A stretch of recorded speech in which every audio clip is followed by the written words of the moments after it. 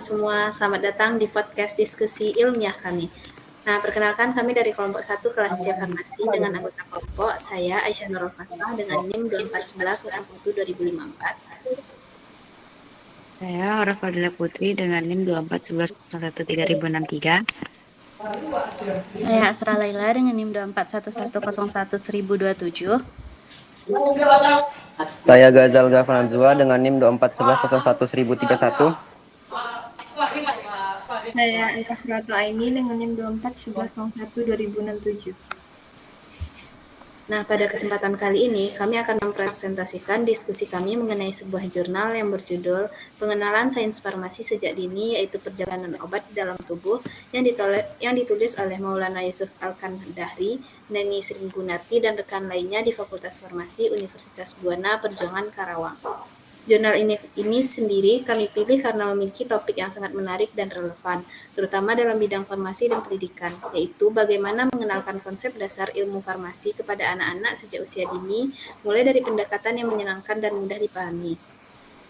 Melalui jurnal ini, kita dapat memahami bagaimana edukasi tentang obat tidak hanya penting bagi orang dewasa, tetapi juga perlu dikenalkan sejak dini agar anak-anak memahami pemahaman yang benar tentang penggunaan obat. Nah, dalam diskusi ini, setiap anggota kelompok sendiri akan membahas bagaimana bagian yang berbeda dari jurnal, mulai dari abstrak, pendahuluan, metode, hasil dan pembahasan hingga simpulan dan saran.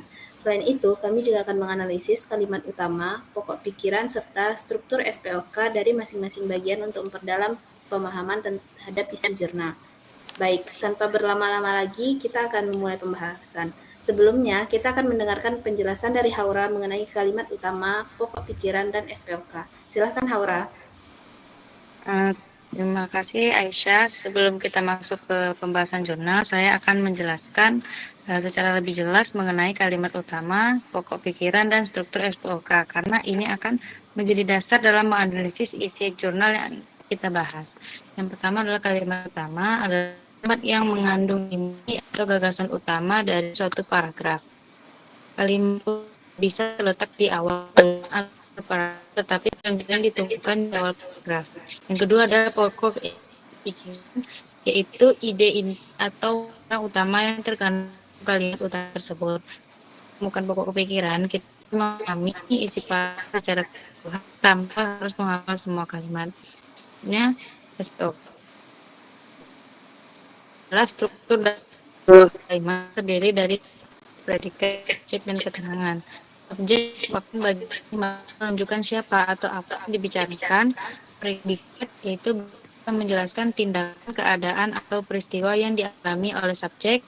Lalu objek yang merupakan bagian yang dikenai tindakan subjek biasanya muncul setelah predikat.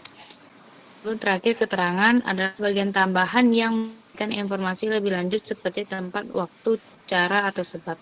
Sebagai contoh, kita ambil dari jurnal, yaitu kehidupan anak-anak tidak dapat terlepas dari sains, kreativitas, dan aktivitas sosial. Nah, jika dianalisis menggunakan SPOK, maka subjeknya itu kehidupan anak-anak dapat terlepas, subjeknya tidak ada, yaitu dari sains, kreativitas, dan aktivitas sosial.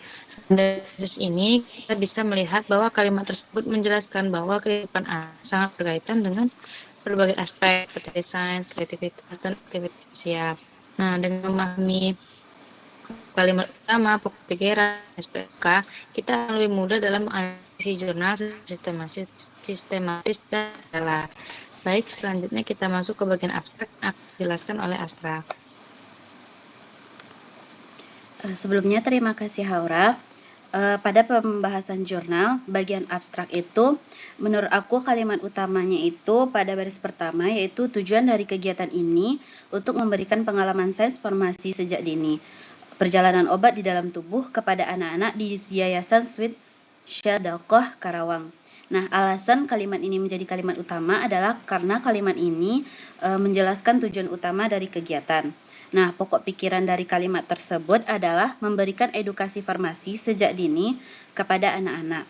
Nah, untuk analisis SPOK-nya, subjek itu adalah tujuan dari kegiatan ini, untuk predikat itu untuk memberikan objeknya pengenalan sains farmasi sejak dini dan keterangannya itu adalah kepada anak-anak di Yayasan Sweet Sodakoh Karawang.